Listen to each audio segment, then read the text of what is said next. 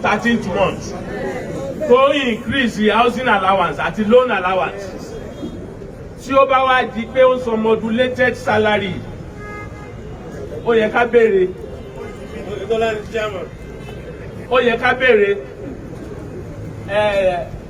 sísí mi tó sọ̀rọ̀ lẹ́ẹ̀kan lórí ọ̀rọ̀ pé ṣé kí ló yẹ kí wọ́n rí sálárì san nígbà yẹn gbogbo wa 48 billion tí mo ní wọ́n dá padà ǹjẹ́ ẹ gbọ́ lórí rédíò ìpínlẹ̀ Ọ̀ṣun ẹ̀ẹ̀mẹ́ta ní orí roads tí ọ̀gbẹ́ni ṣe tó jẹ́ federal roads wọ́n ti fún wa ní 3 tranches of refund ẹ̀ẹ̀mẹ́ta wọ́n ti fún wa lówó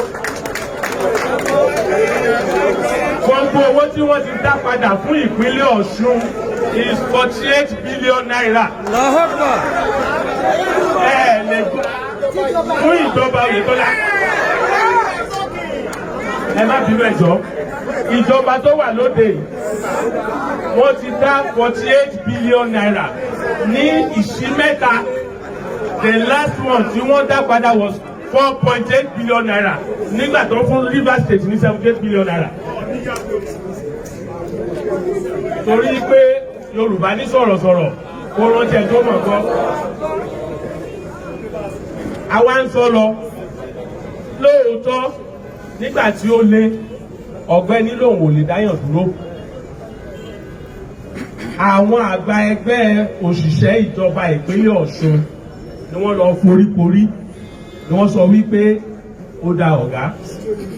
Báwo la ṣe fẹ́ ṣe gómìnà rẹ̀ ní òní akọ̀wé ìjọba ní ọ́fíìsì gómìnà tí wọ́n pè chief of staff. Wọ́n jọ lọ ṣèpàdé wọ́n dẹ̀ fi ẹnu ṣọ̀kan wípé ó dáa òṣìṣẹ́ tó wà ní ìpele àkọ́kọ́ sí ìpele keje wọ́n máa sanwó wọn ní full salary ní o nígbà tí ó le díẹ̀ wọ́n ní kó máa san 50% fún levels 8 to 12 then kí àwọn 12 to 17 wọ́n náà máa gba 50% ní 75%. Then levels 12 to 17 come by 50%. 75? Yes. Nígbà tó fi máa di bẹ́ẹ̀ no nígbà tó kọ́kọ́ bẹ̀rẹ̀ 100% 50-50. Nígbà tí nǹkan improve ní 2016 wọ́n sọ levels 8 to 12 di 75%. Tí level 12 to 17 fún 50%. As at December 2017, a ti bẹ̀rẹ̀ sí ní san full salary full levels 1 to 7, 8 to 12. Tí levels 12 to 17 ṣì ń gba 75%.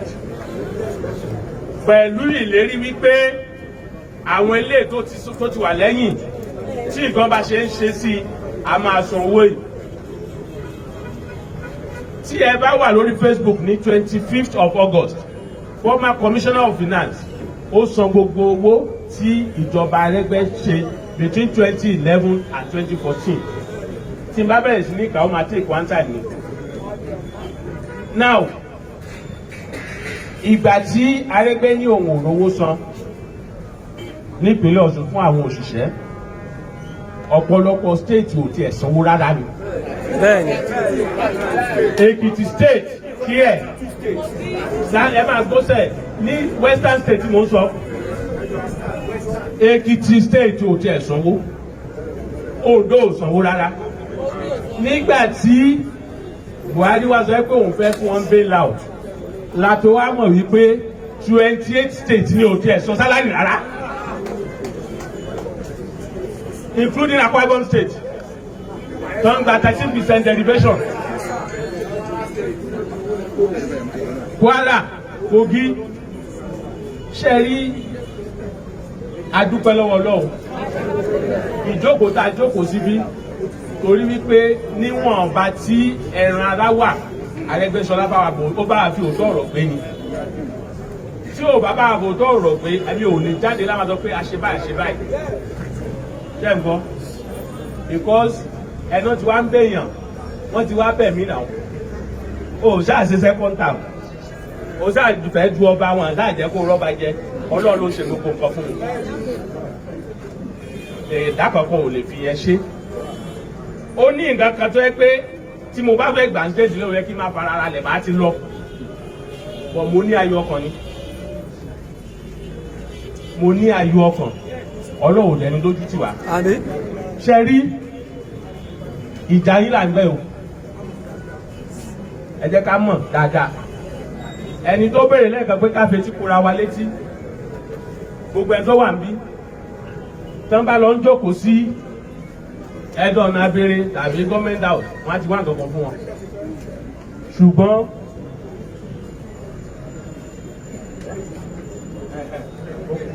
so as at the time tí ọ̀gbẹ́ni máa gbé ìjọba lẹ̀ àti bẹ̀rẹ̀ full salary for all levels. bẹ́ẹ̀ni láti July 2018 tá a máa gbé ìjọba sílẹ̀ àti bẹ̀rẹ̀ full salary ní July 2018 so ẹ máa gbọ́ pé ẹ̀yìn gbàgbà débi la bẹ̀rẹ̀ sí ní san full salary for everybody no irọ́ la bá débẹ̀ a ṣe promotion gbàgbà wà ń jọba náà wọ́n ní wọn ṣe rí náà sọ adẹ̀gbàyàn ṣiṣẹ́ 12,000 teachers lágbà yàtọ̀ fún òṣìṣẹ́ local government yàtọ̀ fún fire service and some other things àgbà oúnjẹ ti 40,000 APC iṣẹ́ rí ibi tí a ń bá lọ yìí. ṣé ẹ gbowó fọ́ọ̀mù lọ́wọ́ àwọn títà àti ìgbàgbà yẹn. àgbà o. ẹ wá jẹ́ kí n ṣàlàyé gbọ̀ngàn fún yín. lórí ọ̀dọ̀ omil ṣe hàn pé gbogbo omil ìtagbà náà ti dànù. lẹ́yìn àwọn tí wọ́n fi sí omil gan ọ̀pọ̀lọpọ̀ ilé wọn náà ń sùn sí wọn láwọn ò ṣe mọ́. torí wípé wọn àti ẹ̀ lè ọ̀pọ̀lọpọ̀ kan àti lówó gun ọ̀kadà láti gbóúnjẹ lọ skul ó ní ìdààmú fún wọn. a dúpẹ́ lọ́wọ́ Ọlọ́run orí ẹ̀yìn tí Arẹ́gbẹ́ ṣe fún òní dójútì orí ẹ̀ náà ni òdójútì tọ́lọ̀ fi gbé láyè tó wà o. ní agbára Ọlọ́run tó sálárì Arẹ́gbẹ́ kan ló gbà. wọ́n ní ìgbà tí Arẹ́gbẹ́ wà ń jọba wọ́n ló lóun ò gba sálárì wọ́n ní ṣùgbọ́n nígbà tó ń lọ wọ́n ló lóun kó gbogbo ẹ jọ kò sí owó tíjọba máa san tí ò ní voucher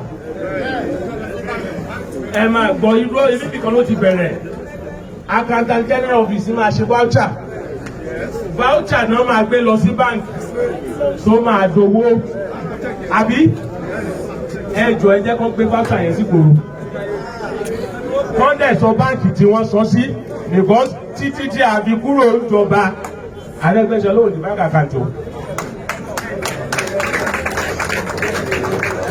ẹni mo parọ́ tí a fi kúrò ní ìjọba Ọ̀ṣun Arẹ́gbẹ́ṣọlá ò ní bá kàkàtò. wọ́n sọ bí wọ́n sọ sí. APC.